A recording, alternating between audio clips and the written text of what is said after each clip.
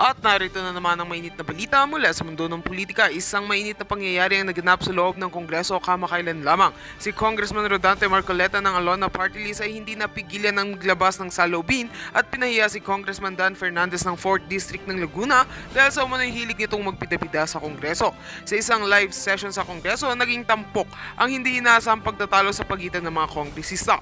Habang nag-uusap ang mga miyembro ng Kamara, si Congressman Marcoleta ay nagsalita at pinuna ang sinasabing ugali ni Congressman Dan Fernandez na laging nagpapakita ng sarili at nagiging sentro ng atensyon sa mga talakayan. Ayon kay Marcoleta, ito raw ay isang paglabag sa diwa ng pagkakaroon ng kolektibong pagtutulungan sa hindi sa sariling interes. Ayon kay Marcoleta, Kong Fernandez, ikaw na naman ang bida dito. Ano bang layunin mo? Hindi ka ba napapanood at papakita ng sarili sa bawat pagkakataon? Dapat ikaw ay magsilbing halimbawa ng pagiging tapat sa ating tungkulin at hindi ang maging sentro ng atensyon. Hindi naman pinalampas ni Kong Fernandez ang pag-atake ni Marcoleta. Sumagot ito ng mariin at nagbigay ng pahayag na hindi siya nagpapakita sa Kongreso para magbida, kundi upang maghatid ng mga proyekto at serbisyo para sa mga tao ng Laguna. Ayon pa kay Fernandez, hindi siya dapat itinuturing ganito ng mga kasamahan sa Kamara, lalo na ng mga taong hindi nakakaunawa ng kanyang layunin. Ayon kay Fernandez, huwag niyong gawing issue ang pagpapakita ng sarili ko sa Kongreso. Ang tanging layunin ko lamang ay maglingkod at makatulong sa aking mga kababayan. Kung may problema kayo sa aking pamamaraan, ayusin natin ito ng maayos, hindi sa ganitong paraan. Wala pang final na resolusyon o hakbang na ginagawa ang mga leader ng Kamara patungkol sa insidente. Sa ngayon, maraming mga kongresista ang nagbigay ng kanilang opinyon ukol dito at may ilan ding nagsasabing panahon na para mas pagtuunan ng pansin ng mga mas mahalagang issue ng bayan. Patuloy na aabangan kung paano ito mag-i-impact sa relasyon ng mga mambabatas at ang mga susunod na hakbang ng kanilang gawain. At yan nga ang mga balita ng ating pagkakatutukan, at kung bago ka pa lamang sa aking channel ay huwag kakalimutang mag-like, share and subscribe para updated ka sa aming mga bagong balita dito sa Tatak Pinas.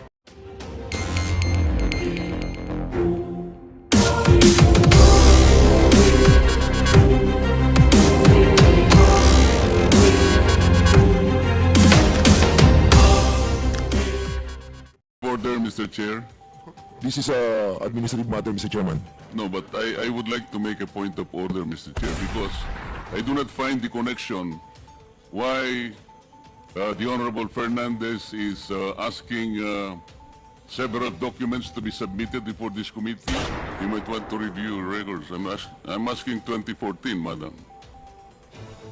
Let me go back, Mr. Chair, to my records. Huwag kang ninenervyos, ma'am. Wala namang nagko-contempt dito eh. Wala na si Congressman Paduano.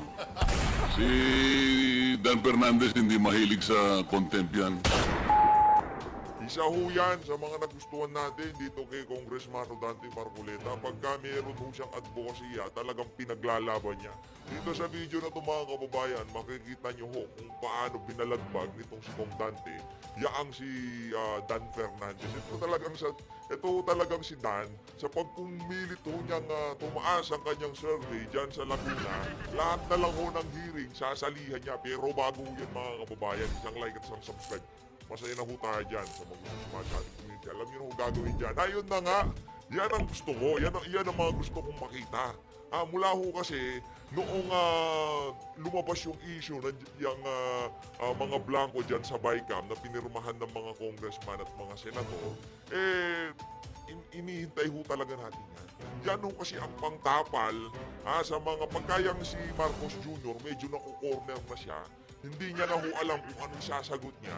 Ang magiging tugon ho ng bangag na yan, issue ng ICC. Akala ko bang walang jurisdiction?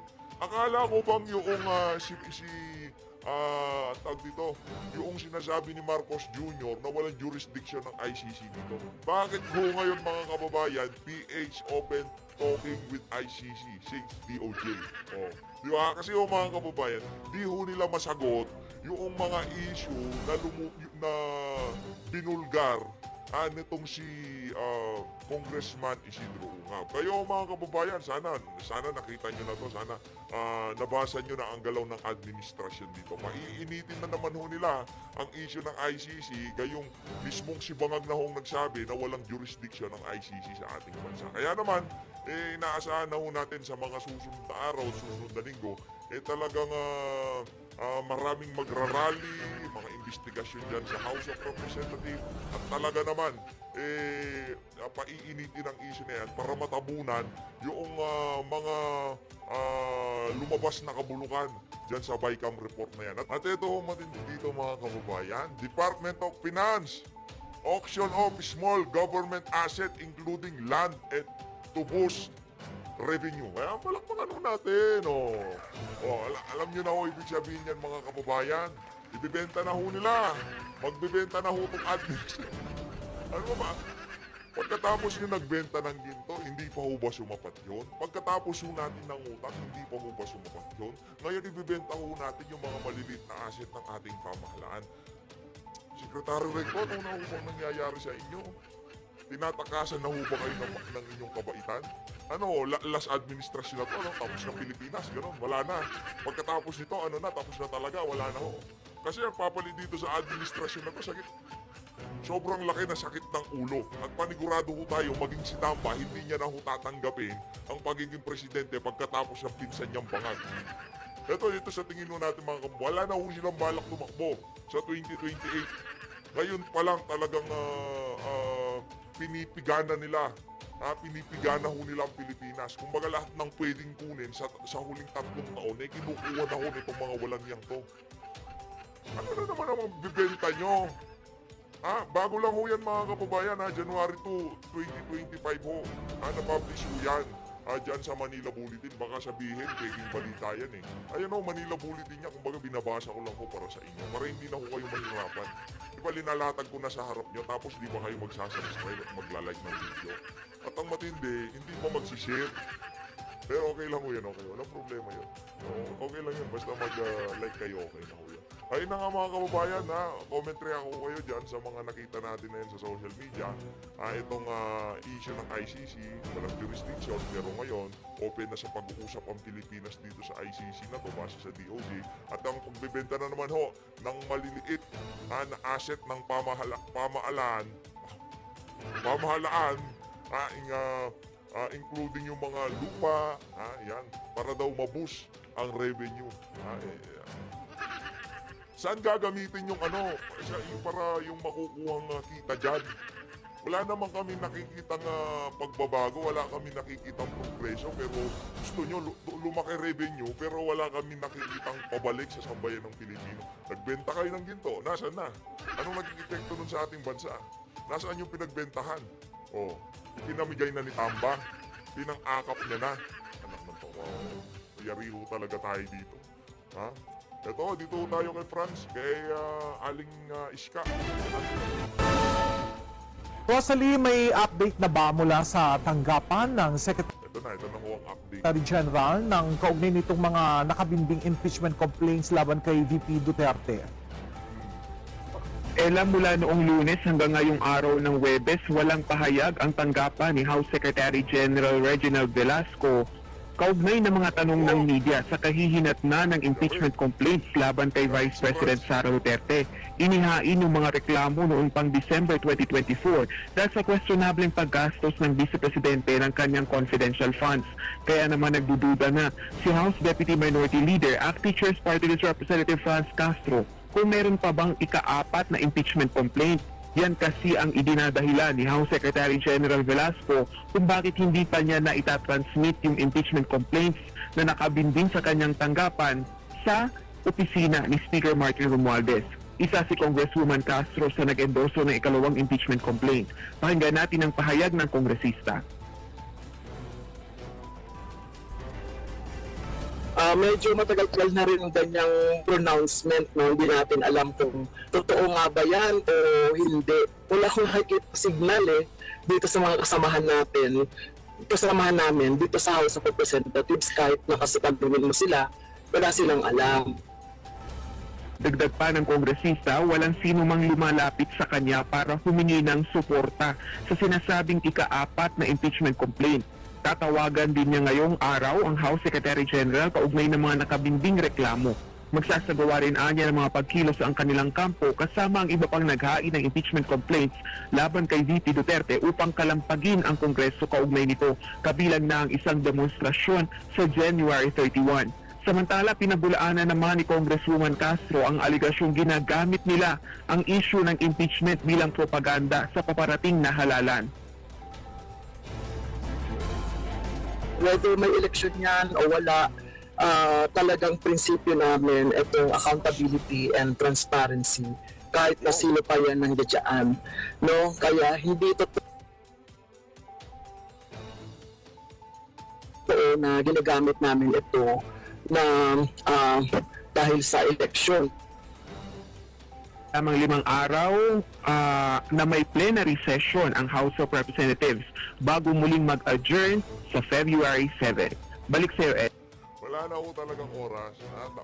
Malamang sa malamang, tanggap na rin po niya si Franz Castro na hindi talaga magdidire-diretso. Wala na ang oras eh. Kahit yung mga kasama nyo, kagaya nitong Siyempre sa Bante, alam nila na wala na, tapos na yung impeachment.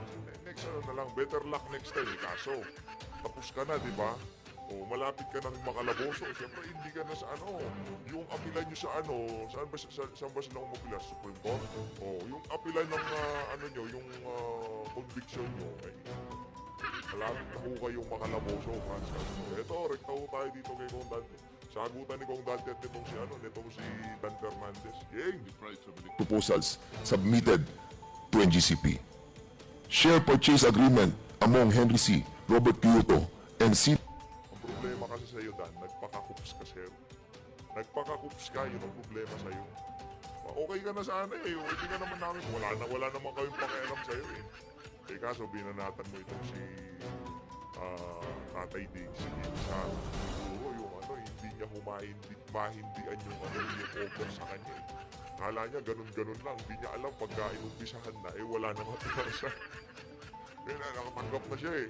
Diba? Kung ano man yung napagkasunduan nilang dalawa ni nakatanggap ng suporta kay Tamba. Yung kumpiyansa ba? Nakatanggap na ng kumpiyansa. Kumbaga suporta. Ika nga, kung bahala sa iyo, susuportahan kita. Diba? Nakatanggap siya ng ganun kay Tamba. Ngayon, wala na. Diba? Kaya ngayon, nakikipagsabayan na siya. Pero alam niya na na matatalo siya dyan sa kandidatura niya ng pagka-gobernador sa Laguna. Talo ko yan, talo. Energy Grid and Development Incorporated, submit it to us as well. Number 7, proof of approval by the Philippine Stock Exchange and Philippine Competition Commission of the share purchase agreement or the share swap transaction among Henry C., Robert Kyoto, and Synergy Grid. Point of order, Mr. Chair. This is a administrative matter, Mr. Chairman. No, but I would like to make a point of order, Mr. Chair, because I am guided by the subject matter of the inquiry. This is a motu proprio inquiry on the performance of the National Grid Corporation of the Philippines. So we are supposed to be assessing the performance of NGCP and in relation to the very objective of lowering the price of electricity. I do not find the connection why the Honorable Fernandez is asking several documents to be submitted before this committee. Can you I please, think Mr. Chairman, because with all these documents that we're asking from the NGCP, Ano yan, nag-google niya yan kung nag-google niya. Sinearch niya sa Google, o kailangan kong pasubmit tong mga ng mga dokumento na to. Yung lumabas sa Google, kaya kayo pinapasubmit niya. we will be able to assess Google, oo. their performance. Mr. Because these Chair, are all the pertinent one that documents will coming assess from the NGCP, performance and we of haven't received NGCP any is documents the- yet coming from the NGCP just now. Brad, wala ka na sa wala ka na sa Twadco. Huwag mo na kaming idaan-daan dyan sa mga pabola-bola mo na ganyan. Yung dyan, yung chairman, hindi na si ano pangalan to? Hindi na si Ace Barbers.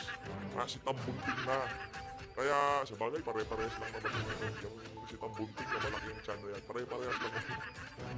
Diyan sa committee na yan na contempt niya si Doc Badoy, at saka itong si Ka Eric. Now, may lang tayo nakareceive ng document sa kanila eh. Ano, pipigilan niyo ako na kunin to. Ang tagal-tagal ko na kinukwento, 2019 pa. Nako, yabang. Mr. Chairman, Ang tagal-tagal ko. 2019. Di ko totoo yan. Lema ka lang kasi sobrang baba mo sa survey sa lugar nyo. Yun ang totoo doon. Nakikipagtagisan ka kay Bong Dante kasi mataas siya sa survey. Yun, mainit siya sa sa social media. if I may proceed. Minutes of meeting for the election of corporate officers of NGCP. NGCP corporate policies on the functions and qualifications of officers and audit committee, compensation committee, and nomination and election committee. Number 10, authorization from the Department of Justice for the employment of technical personnel, list of names of nationality and all of managerial employees of NGCP, including the respective job descriptions and years of employment. Number 12, complete organizational chart of NGCP. Number 13, tripartite agreement of Transco, NGCP, DICT in relation to the National Broadband Plan. Broadband Plan and lease agreement between NGCP and DICT in relation to the National Fiber Backbone. Now, Mr. Chairman, I will proceed. Mr. Chairman, ang First of all, I find it a little bit difficult to understand why Transco is the one passing judgment on the performance of NGCP. I'd like to believe, Mr. Chair, it should be ERC who should be advising us on the aspects and the pertinent indicators for us to understand whether or not NGCP perform well in accordance with the role. Kasi, Mr. Chair, I think it is better for us to determine which perform better in relation to the grid performance. Nung panahon ba ng Transco o nung panahon na ng NGCP? This is more understandable for us. Lawmakers, kaya namin intindihin ito, ma'am, but I don't think you are in a position to pass judgment on the performance of NGCP. Kayo po ang may-ari niyan eh. Kayo ang may-ari, pero sila po yung operator ngayon. But I think, and Madam ERC, kayo po ang kayo po ang merong role dito eh. But before that, Mr. Chair, I think you made the opening salvo and said that the very purpose of this hearing is for us to determine or to lower the rates of electricity in this country.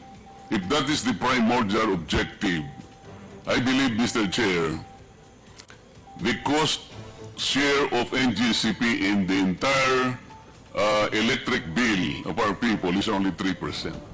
52% still in generation.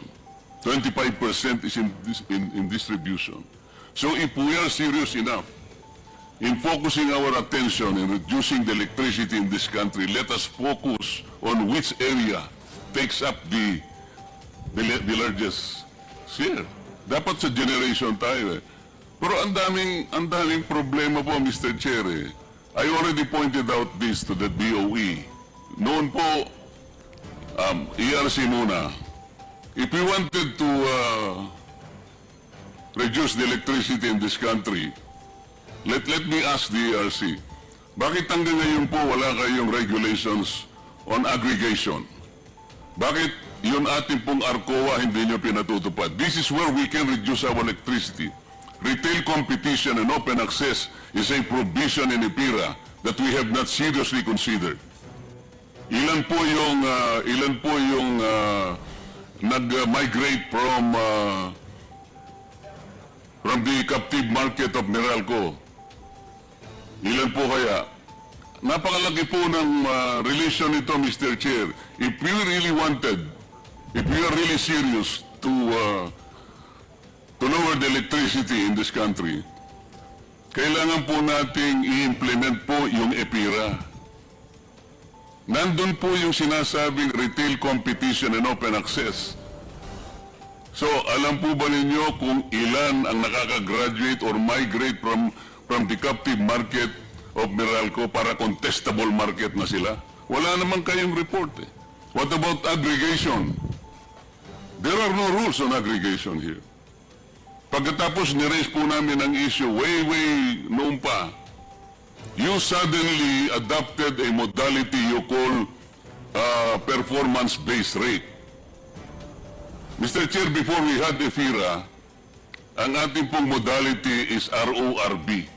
This is return on base rate, which is more practical because everything else is based on CAPEX. Kung ano po yung gastos ninyo, doon tayo kikita. Pero doon sa performance-based na po kung ano lang pinlano nila, hindi pa po natin napatunayan kung talagang yung plano natupad. Doon na po natin ibebase ang singil. Kaya ang taas-taas po eh. And we need to look into the loss. Eh, magkano po yung system loss? Meralco, maybe 10%. Electric cooperatives, maybe 20%. Ang taas po. Bakit hindi po ito yung unahin natin? Why are we focusing our attention on the transmission, which is only 3%? Thank you very much, Honorable Marcoleta. Ito po yung gusto Ano ko po yung malaman. napaganda ko ng inyong Mr. Chairman natin yung mga tanong. Mr. Chairman. Honorable Mr. Chair, into support. Clarification, Mr. Chair. Kaklaruhin lang po natin ito ha. Meron pa ho isa pang presentation. Yes, patapusin po natin muna yung isang presentation, then lahat ng mga nakalista. Point of clarification, Mr. Chairman. Maayos po yung ating presentation. Mr. Chairman, point of clarification and point of information. And hindi po naman natin dinidepensa ang Transco. But tama po si Congressman Marcoleta that we have to follow kung ano sinasabi ng ating pong EPIRA. And specifically, EPIRA law, binabanggit po yan sa Section 34F. Para po i-determine yung pong rate base, no? Transco and distribution utility, ang sinasabi, shall not be allowed to include management inefficiencies like cost of project delays. And that's the reason why Transco, binabanggit po nila yung mga delays ng mga project. Okay. And it is the right of the Transco na sabihin po sa atin, ano itong mga proyekto na nagdi-delay po. And that's the reason why sinusuportahan po ng EPIRA law under Section 34F that the management inefficiencies and cost of the project delays must be considered and must be updated by the Transco. Thank you very much, Honorable Dan Fernandez. Mr. Chair, We will now proceed. Mr. Chair, before we move, because you gave point of clarification kay that, so it's my time siguro. Just one point clarification lang, Mr. Chair. Before, I discussed already last time. Honorable President Jesus. Rekta na ho tayo doon sa rektang pagtatanong nitong si Kong Dante. Joe? Not alone, Mr. Chair. Not alone. Thank you, because there are a lot of things and factors that must be considered. Is it correct to assume that there was an ERC resolution some time ago where you set the return on equity for distribution at 13.65%?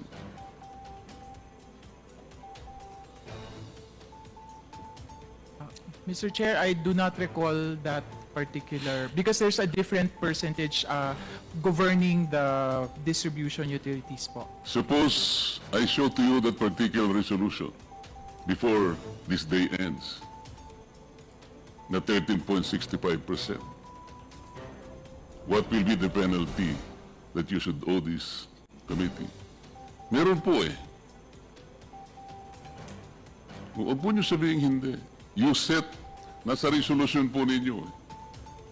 13.65%.